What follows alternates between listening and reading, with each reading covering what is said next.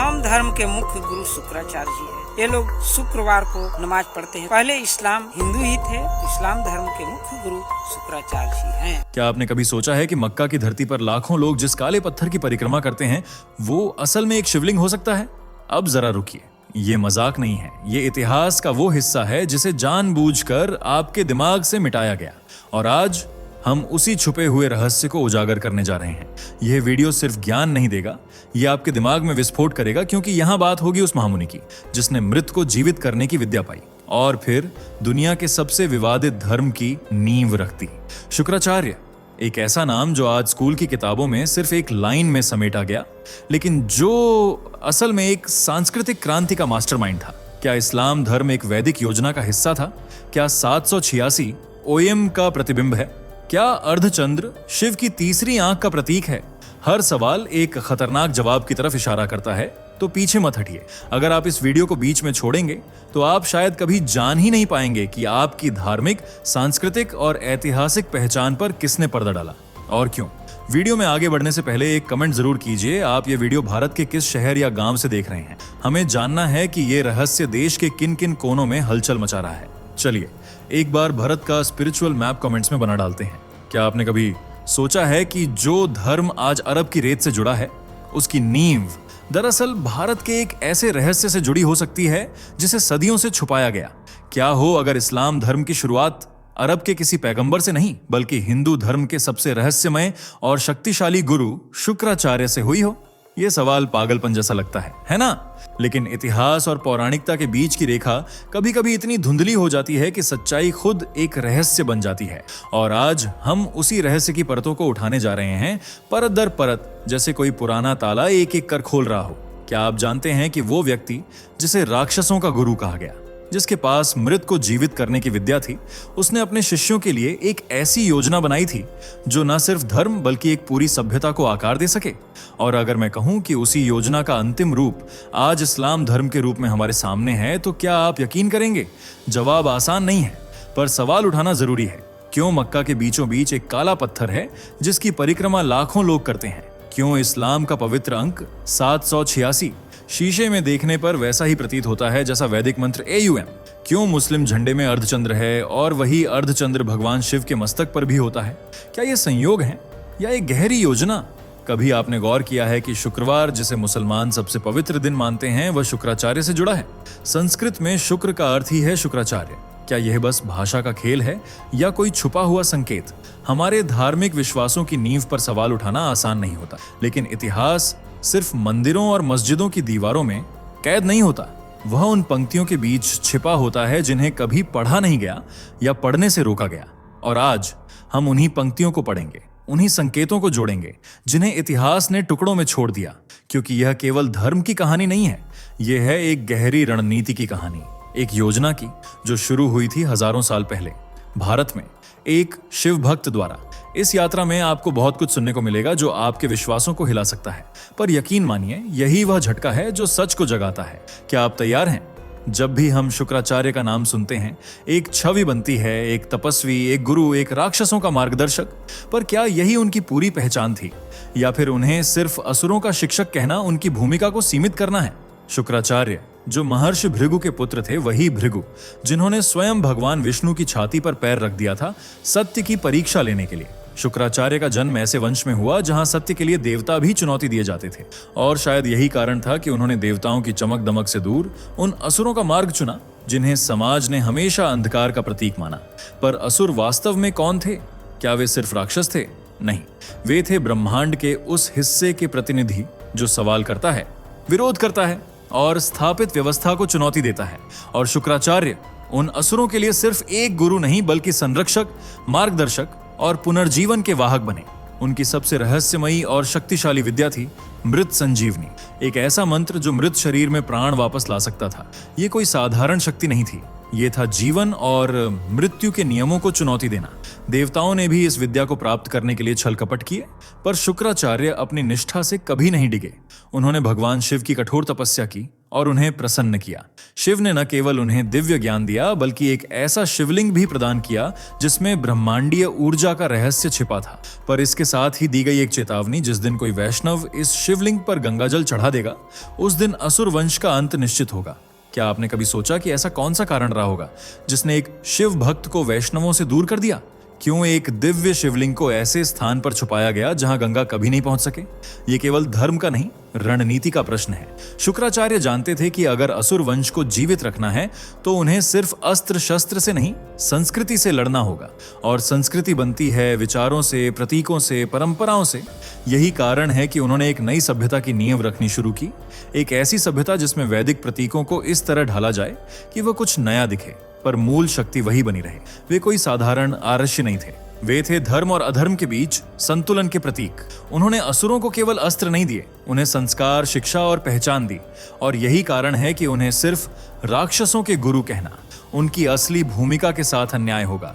आज जब हम इतिहास और धर्म की नई व्याख्या की ओर बढ़ रहे हैं, शुक्राचार्य का नाम फिर से उभर रहा है, इस बार एक ऐसे सभ्यता निर्माता के रूप में जिसने आने वाले युगों की रूपरेखा हजारों साल पहले तैयार कर दी थी। ये केवल एक शिवलिंग नहीं था, ये ब्रह्मांड की ऊर्जा का वह केंद्र बिंदु था जिसे स्वयं महादेव ने शुक्राचार्य को सौंपा था। लेकिन इसके साथ आई थी एक चेतावनी, एक ऐसी भविष्यवाणी जो समय के साथ और भी रहस्यमयी होती चली गई। भगवान शिव ने शुक्राचार्य को यह शिवलिंग उस समय दिया जब उन्होंने कठिन तपस्या और अद्भुत साधना से शिव को प्रसन्न कर लिया था। पर शिव सिर्फ वर नहीं देते, वे चेतावनी भी देते हैं। उन्होंने कहा, शुक्र, इस शिवलिंग की रक्षा करना, क्योंकि जिस दिन कोई वैष्णव इस पर गंगाजल चढ़ा देगा उसी दिन तुम्हारा असुर वंश समाप्त हो जाएगा। एक क्षण रुकिए, सोचिए, एक ऐसा गुरु जो शिव भक्त है, जो तपस्या से अमृता का ज्ञान प्राप्त करता है, वे क्यों डरने लगेगा वैष्णवों से? क्यों इतनी शक्तिशाली वस्तु को छुपाने की आवश्यकता पड़ गई? क्योंकि यह कोई साधारण चेतावनी नहीं थी, यह कालचक्र की घड़ी थी जो एक विशेष क्रिया से चालू हो सकती थी। गंगाजल, जो शुद्ध और जीवन का प्रतीक है, अगर उस शिवलिंग से संपर्क कर ले तो ब्रह्मांडीय संतुलन बदल सकता है, और यह संतुलन असुरों के पक्ष में नहीं होगा। शुक्राचार्य ने यह समझ लिया। उन्होंने जाना कि उनकी सबसे बड़ी ताकत अब उनका सबसे बड़ा जोखिम भी बन चुकी है, और यहीं से शुरू हुई एक गुप्त योजना। उन्होंने फैसला किया कि इस शिवलिंग को भारत भूमि से दूर एक ऐसे स्थान पर ले जाया जाए जहां न तो गंगा पहुंच सके और न ही कोई वैष्णव परंपरा। और उन्होंने चुना रेगिस्तान, एक ऐसा स्थान जहां जल का नामो निशान नहीं, जहां कोई वैदिक पूजा विधि संभव नहीं, जहां शिव की आराधना के लिए मूल तत्व ही मौजूद नहीं थे। वहीं उन्होंने वह शिवलिंग स्थापित किया, एक शक्तिशाली रहस्यमयी प्रतीक जिसका लक्ष्य अब पूजा नहीं बल्कि संरक्षण था। क्या यह वही स्थान था जो आगे चलकर मक्का और उसका केंद्र काबा कहलाया गया? जो भी हो, यह स्पष्ट है, यह शिवलिंग अब कोई धार्मिक वस्तु नहीं था। यह बन चुका था एक ब्रह्मास्त्र जिसे जब तक छिपा रखा जाए तब तक असुरों की शक्ति अजेय बनी रहे। और यही शुक्राचार्य की रणनीति थी, भक्ति को शक्ति में बदलने की रणनीति। यह कहानी एक प्रश्न छोड़ती है, क्या हम उस चेतावनी की ओर बढ़ रहे हैं? क्या कभी कोई वैष्णव उस शिवलिंग को गंगाजल से स्पर्श करेगा? या फिर वह दिन सिर्फ पौराणिक कल्पना है? या शायद यह सिर्फ प्रतीक है उस वैदिक ऊर्जा की वापसी का जिसे अब कोई नहीं रोक पाएगा? कल्पना कीजिए, एक विशाल रेगिस्तान, दूर दूर तक सिर्फ रेत, कोई जल नहीं, कोई हरियाली नहीं और न ही कोई वैदिक परंपरा। पर ठीक इसी बंजर भूमि के बीचों बीच एक काले पत्थर की पूजा होने लगे। लोग उसके चारों ओर परिक्रमा करें और वह स्थान धीरे धीरे पूरे विश्व के लिए पवित्र बन जाए। क्या यह संयोग हो सकता है या इसके पीछे कोई गहरी योजना छिपी है? अब सवाल उठता है, क्या मक्का का काबा असल में वही स्थान है जहां शुक्राचार्य ने वह दिव्य शिवलिंग छुपाया था? वह शिवलिंग जिसे ना तो गंगा छू सके ना ही वैष्णव परंपरा। कुछ विद्वान मानते हैं कि मक्का शब्द की जड़ काव्य है, और यह वही काव्य है जो शुक्राचार्य का एक और नाम था, काव्य आर्ष। वे न केवल एक तपस्वी थे बल्कि मंत्र, श्लोक और गूढ़ ज्ञान के झाता थे। उनके आश्रम का नाम था काव्य स्थल, जहां ज्ञान, तंत्र और ऊर्जा का गहन प्रयोग होता था। अब सोचिए, अगर किसी जगह का मूल नाम काव्य स्थल था और समय के थपेड़ों ने उसे काबा में बदल दिया हो, तो क्या यह सिर्फ एक भाषाई बदलाव है या फिर यह इतिहास की सबसे गुप्त परत है जो आज सामने आने से डराई जाती है? इतना ही नहीं, इतिहासकारों के अनुसार काबा में इस्लाम के जन्म से पहले 360 मूर्तियां स्थापित थीं। उनमें सूर्य, चंद्रमा, शनि और अन्य ग्रहों की मूर्तियां थीं, बिल्कुल वैसी ही जैसे नवग्रह पूजन में होती हैं। अब प्रश्न उठता है, क्या अरब में कभी वैदिक संस्कृति का प्रभाव था? क्या शुक्राचार्य ने केवल शिवलिंग ही नहीं बल्कि एक पूरी वैदिक पूजा प्रणाली को उस भूमि पर रोप दिया था छुपे रूप में? अगर काबा में पहले सूर्य और चंद्रमा की मूर्तियां थीं तो क्यों इन्हें हटा दिया गया? क्यों 360 देवताओं की प्रतिमाओं को अचानक मिटा दिया गया और कहा गया कि अब वहां केवल एक ईश्वर की पूजा होगी? क्या यह परिवर्तन केवल धार्मिक था या फिर यह था एक रणनीति उस ऊर्जा को बनाए रखने की पर पहचान बदल देने की? एक और रहस्य देखिए, काबा की परिक्रमा की जाती है ठीक वैसे जैसे वैदिक परंपरा में मंदिरों, तुलसी और अग्नि के चारों ओर की जाती है। परिक्रमा यानी ब्रह्मांडीय ऊर्जा को चारों ओर घुमाकर सक्रिय करना। क्या यह भी वैदिक सिद्धांतों की एक छाया है? यह भी सोचिए, क्यों अरब जैसी उग्र भूमि में जहां पानी की बूंद को तरसा जाता है, एक काले पत्थर की पूजा शुरू हुई? क्या वह पत्थर महज प्रतीक था या वह वास्तव में शुक्राचार्य द्वारा स्थापित वह शिवलिंग था जिसे एक ऐसे स्थान पर रखा गया था जहां उसका स्वरूप समय के साथ छिप जाए पर उसकी शक्ति बनी रहे? आज अगर कोई यह कहता है कि काबा असल में एक वैदिक शक्ति केंद्र था, तो यह बात न सिर्फ चौंकाने वाली है बल्कि हमारी धार्मिक और ऐतिहासिक सोच को चुनौती देने वाली भी है। पर कभी कभी सच्चाई अपने सबसे सरल रूप में सामने आती है, बस हमें उसे पहचानने की दृष्टि चाहिए। और इस दृष्टि को जागृत करने के लिए हमें उन प्रतीकों, उन स्थानों और उन नामों को फिर से देखना होगा जिनकी व्याख्या सदियों तक किसी और लिपि में की गई। जब हम किसी धर्म को समझते हैं तो सबसे पहले उसकी परंपराएं, उसके प्रतीक, वेशभूषा, पूजन विधि और दैनिक आचरण हमारे सामने आते हैं। और जब हम इन परंपराओं को गहराई से देखते हैं तो कुछ समानताएं इतनी सटीक लगती हैं कि हमें यह सोचने पर मजबूर कर देती हैं, क्या ये केवल संयोग हैं या किसी पुरानी परंपरा का छाया रूप? आइए सबसे पहले बात करते हैं टोपी यानी सिर ढकना। इस्लाम में इबादत के समय सिर ढकना अनिवार्य माना जाता है। यह विनम्रता और ईश्वर के सामने समर्पण का प्रतीक माना गया है। लेकिन क्या आपने कभी गौर किया कि वैदिक परंपरा में भी यही अभ्यास मौजूद है? प्राचीन गुरुकुलों के ब्राह्मण, अर्षे और आचार्य सिर पर जटा या पगड़ी बांधते थे। ध्यान या मंत्रोच्चार करते समय सिर ढकना एक आवश्यक मुद्रा मानी जाती थी। ये मानसिक ऊर्जा को नियंत्रित करने और ब्रह्मरंध्र को सक्रिय रखने की परंपरा थी। तो क्या मुस्लिम टोपी केवल धार्मिक प्रतीक है या वह यौगिक ऊर्जा की उसी प्रणाली का भाग है जिसे शुक्राचार्य जैसे तांत्रिक आचार्यों ने विकसित किया था? अब आते हैं परिक्रमा पर। मक्का के काबा की 7 बार परिक्रमा की जाती है। यह हज का अनिवार्य अंग है। लेकिन 7 बार परिक्रमा की परंपरा तो सनातन धर्म में भी अत्यंत प्राचीन है। मंदिरों, यज्ञ कुंडों, पीपल, तुलसी और यहाँ तक कि अग्नि के चारों ओर 7 परिक्रमाएं करना वैदिक काल से चलन में है। यह ब्रह्मांडीय ऊर्जा को जागृत करने की प्रक्रिया मानी जाती थी। तो सवाल यह है, क्या यह समानता केवल बाहरी है या फिर कोई अदृश्य सूत्र दोनों को जोड़ता है? अब बात करते हैं पर्दा यानी हिजाब की। इस्लाम में महिलाएं सिर और चेहरा ढकती हैं। इसे शर्म और सम्मान का प्रतीक कहा जाता है। लेकिन क्या यह परंपरा किसी गहरे ऐतिहासिक घाव से उपजी है? रामायण की एक कथा में शूर्पणखा, रावण की बहन, जब लक्ष्मण द्वारा अपमानित होकर अपनी नाक कटवा बैठी तो वह समाज से दूर हो गई। कुछ मान्यताओं के अनुसार वह शुक्राचार्य के आश्रम में शरण लेने चली गई और वहां उसने वर्षों तक अपना चेहरा ढककर जीवन बिताया, शर्म से नहीं बल्कि समाज के दृष्टिकोण से बचने के लिए। अब सोचिए, क्या वह व्यक्तिगत पीड़ा आगे चलकर एक सामाजिक परंपरा बन गई? क्या वही प्रतीकात्मक पर्दा अरब संस्कृति में हिजाब के रूप में स्थापित हो गया? अब आते हैं कुर्बानी पर। इस्लाम में यह परंपरा जानवर की बलि देकर अल्लाह को समर्पित करने की है। लेकिन जब हम वैदिक यज्ञों को देखते हैं तो वहां भी बलिदान की परंपरा थी, कभी प्रतीकात्मक, कभी वास्तविक। लेकिन अंतर सिर्फ बाहर का था। वैदिक यज्ञों में बलिदान का अर्थ था अहंकार का विसर्जन, आत्मा का समर्पण, नॉट नेसेसरली फिजिकल स्लॉटर। लेकिन रेगिस्तान की भूमि पर जहां खेती संभव नहीं थी, पशु बलिदान ही जीवन रक्षा का तरीका बन गया। क्या यह संभव है कि शुक्राचार्य ने बलिदान की उसी अवधारणा को भौतिक रूप में ढाल दिया जिससे वह नई सभ्यता अपनी भक्ति में कुर्बानी को शामिल कर सके? इन सभी समानताओं को देखकर सवाल उठता है, क्या इस्लाम की कुछ परंपराएं दरअसल शुक्राचार्य द्वारा अरब भूमि पर बोए गए वैदिक बीजों की नई शाखाएं हैं? परंपराएं बदलती हैं, नाम बदलते हैं, लेकिन प्रतीक वही रहते हैं। और जब आप इन प्रतीकों की तह में उतरते हैं, टोपी, परिक्रमा, पर्दा, कुर्बानी, तो लगता है जैसे किसी ने इन सबको पुनः आकार दिया, नई पहचान दी, पर मूल ऊर्जा को जैसा का तैसा रहने दिया। यही है वह रणनीति जो केवल धर्म नहीं, एक संस्कृति का पुनर्निर्माण करती है। और अगर शुक्राचार्य सचमुच इस योजना के रचयिता थे तो वह सिर्फ एक गुरु नहीं बल्कि एक सांस्कृतिक इंजीनियर थे। संख्या 786, एक ऐसा अंक जिसे मुस्लिम समाज पवित्र मानता है। कहते हैं कि यह बिस्मिल्लाह इर रहमान इर रहीम का सांख्यिकीय रूप है। पर अगर मैं आपसे कहूं कि 786 का असली रहस्य संस्कृत के एक गूढ़ बीज मंत्र में छिपा है, तो क्या आप यकीन करेंगे? अब जरा कल्पना कीजिए, अगर हम ओएम को एक शीशे के सामने रख दें तो उसका प्रतिबिंब कैसा दिखेगा? आपको जानकर हैरानी होगी कि ओएम का दर्पण प्रतिबिंब देखने पर उसका आकार बिल्कुल 766 जैसा प्रतीत होता है।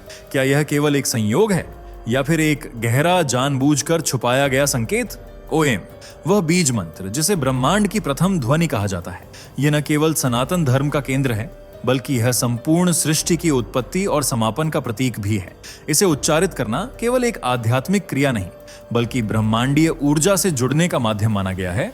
और अब वही ऊर्जा, वही प्रतीक क्या किसी और धर्म के भीतर एक नई पहचान लेकर छुप गया है? जब मुसलमान 766 को जेब में रखते हैं, दुपट्टों में बुनते हैं या घरों में टांगते हैं, तो क्या वे अनजाने में उसी ओएम की छाया को नहीं थाम रहे जिसे हजारों सालों से वेदों में पूजा जाता रहा? अब आइए दूसरे प्रतीक पर, अर्धचंद्र। इस्लामिक झंडे पर सजे अर्धचंद्र को देखकर एक सवाल बार बार मन में आता है, क्यों अर्धचंद्र? क्यों यह प्रतीक एक धर्म की पहचान बन गया? उत्तर सनातन धर्म की छवि में छिपा है भगवान शिव। उनके मस्तक पर सुशोभित अर्धचंद्र सिर्फ सौंदर्य का प्रतीक नहीं बल्कि चंद्रमा की गति, समय का चक्र और मन के नियंत्रण का गूढ़ संकेत है। जब शिव ध्यान में लीन होते हैं तब उनका अर्धचंद्र बता रहा होता है कि समय उनके अधीन है, not the other way around. और आज वही अर्धचंद्र इस्लाम के ध्वज में एक नई व्याख्या के साथ सामने आता है। क्या यह सिर्फ प्रतीकात्मक समानता है या क्या किसी ने इन वैदिक चिन्हों को रिडिजाइन कर एक नई परंपरा में गूंथ दिया? प्रतीकों की सबसे बड़ी ताकत होती है उनकी ऊर्जा। आप उनका नाम बदल सकते हैं, उनका स्वरूप बदल सकते हैं, पर उनकी गूढ़ शक्ति वही रहती है। और यही वह सूत्र है जो ओएम 786 और अर्धचंद्र को जोड़ता है। सोचिए, जब शुक्राचार्य को शिवलिंग प्राप्त हुआ और उन्होंने उसे एक दूरस्थ भूमि में छुपाया, तब क्या उन्होंने केवल एक वस्तु को छुपाया था या साथ में छुपाए थे वे सारे वैदिक संकेत जिन्हें आगे चलकर नए रूप में दुनिया के सामने लाया जाना था? क्या 786 वास्तव में ओएम का गुप्त रूप है? क्या अर्धचंद्र वास्तव में शिव की तीसरी आंख के पास बैठा वह वैदिक चक्र है जो अब इस्लाम के झंडे पर विराजमान है? ये प्रश्न जितने रहस्यमयी हैं उतने ही साहसिक भी, क्योंकि ये केवल प्रतीकों की बात नहीं करते, ये बात करते हैं उस गुप्त रणनीति की जिसमें प्रतीकों को ही भाषा बना दिया गया। और अगर शुक्राचार्य ही उस रणनीति के सूत्रधार थे तो उन्होंने धर्म को सिर्फ विचारों से नहीं प्रतीकों से रूपांतरित किया। एक ऐसा रूपांतरण जो आज भी हमारी आंखों के सामने है, बस हम उसे पहचान नहीं पा रहे। हर रहस्य की एक परिणति होती है और हर योजना का एक अंतिम चरण। अगर शुक्राचार्य ने सचमुच एक ऐसी रणनीति रची थी जो हजारों वर्षों तक अदृश्य रूप में चली, तो क्या उस योजना का अंतिम मोड़ अब आ चुका है? भविष्य पुराण, वह ग्रंथ जिसे कई लोग सिर्फ कल्पना मानते हैं, वहीं कुछ उसे सतयुग से कलयुग तक की घटनाओं का रहस्यमय रिकॉर्ड मानते हैं। और इसी ग्रंथ में दर्ज है एक ऐसा श्लोक जो आज की परिस्थितियों को देखकर सिहरन पैदा कर देता है।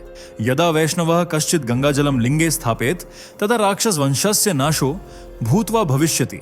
सुन बया की खपा। भावार्थ, जब कोई वैष्णव उस शिवलिंग पर गंगाजल चढ़ाएगा तब राक्षस वंश का अंत निश्चित होगा। अब सोचिए, वह शिवलिंग जो रेगिस्तान की गोद में छुपाया गया, जिसे आज शायद हम काबा के रूप में जानते हैं, क्या वो दिन अब करीब है जब वह गंगा जल से स्पर्शित होगा? क्या आप जानते हैं कि हाल के वर्षों में कुछ सनातन धर्म से जुड़े यात्रियों ने मक्का के चारों ओर घूमने की बातें की हैं? सोशल मीडिया पर ऐसे वीडियो तक प्रसारित हुए जहां भारत से गंगा जल ले जाने की बात की गई। भले ही यह वास्तविकता में न हो पाया हो, पर यह चिंतन की चेतावनी जरूर बन चुका है। क्या यह वही क्षण है जिसकी भविष्यवाणी हजारों साल पहले की गई थी? आज जब इंटरनेट की ताकत से हर सत्य धीरे धीरे उजागर हो रहा है, जब सीमाएं टूट रही हैं, जब धार्मिक प्रतीकों की तुलना शुरू हो चुकी है, तो क्या यह महज संयोग है कि भविष्य पुराण की यह चेतावनी आज के समय से मेल खाने लगी है? एक और श्लोक देखें, कलौ देवध्वजस्थाने नान्यायश्च प्रतिमा दृश्येत शिवलिंगम द्रष्टुमेच्छन्ति तेन संध्य भविष्यति। भावार्थ, कलयुग में देवध्वज, ध्वजों वाले प्रतीकों के स्थानों पर लोग ऐसी प्रतिमाएं देखेंगे जो मूलतः शिवलिंग होंगी और यही से मिलन की शुरुआत होगी। अब आप इस्लामी झंडे पर अर्धचंद्र देखें, काबा में स्थित काले पत्थर को देखें और सोचें, क्या इन प्रतीकों की छाया वास्तव में वैदिक प्रतीकों का ही प्रतिबिंब है? क्या ओएम का 766 बन जाना, अर्धचंद्र का शिव की ललाट से हटकर झंडे पर आ जाना, यह सब संधि की शुरुआत है? वह मिलन जिसे खुद शुक्राचार्य नहीं चाहते थे, क्योंकि वह उनके वंश के अंत का कारण बन सकता था। यह सब केवल कल्पना लग सकता है, पर याद रखिए, इतिहास सिर्फ राजा महाराजाओं की विजय गाथा नहीं होता, वह प्रतीकों, परंपराओं और चेतावनियों का भी दस्तावेज होता है। और जब भविष्य पुराण जैसी भविष्यवाणियां आज की दुनिया से मेल खाने लगें, तो यह केवल पौराणिक रहस्य नहीं, एक चेतावनी बन जाती है। तो सवाल अब यह नहीं है कि क्या शिवलिंग पर गंगाजल चढ़ेगा, सवाल यह है कि क्या वह प्रक्रिया शुरू हो चुकी है? क्या हम उस मोड़ पर हैं जहां धर्म, विज्ञान और इतिहास तीनों आपस में उलझने लगे हैं? क्या हम उस संघर्ष बिंदु पर खड़े हैं जहां शुक्राचार्य की रणनीति और शिव की चेतावनी आमने सामने है? ये फैसला अब किसी श्लोक में नहीं, आपके विवेक में छिपा है। क्योंकि अगर आप इन प्रतीकों को जोड़ पाए हैं, अगर आप इस ज्ञान को पहचान सके हैं, तो शायद आप ही वह चेतना है जो इस भविष्यवाणी को समझने के लिए चुनी गई है। तो दोस्तों, अब फैसला आपका है। क्या ये सब बस संयोग हैं या वाकई कोई गहरी योजना थी जिसे अब तक आपसे छुपाया गया? अगर इस वीडियो ने आपकी सोच को हिलाया है, आपको नए सवालों के बीज दिए हैं, तो इसे शेयर जरूर कीजिए। कमेंट में बताइए, क्या आप मानते हैं कि शुक्राचार्य की योजना आज भी जीवित है? और हाँ, आप ये वीडियो कौन से शहर या गांव से देख रहे हैं, हमें जरूर बताइए, क्योंकि यह रहस्य अब भारत के कोने कोने में हलचल मचा रहा है। जय सनातन, जय भारत। दोस्तों, आपके स्क्रीन पर 2 और वीडियो दिख रही हैं, जिसे देखने के लिए आप स्क्रीन पर क्लिक करें। दोनों देखिएगा, बहुत अच्छी वीडियो बनी है।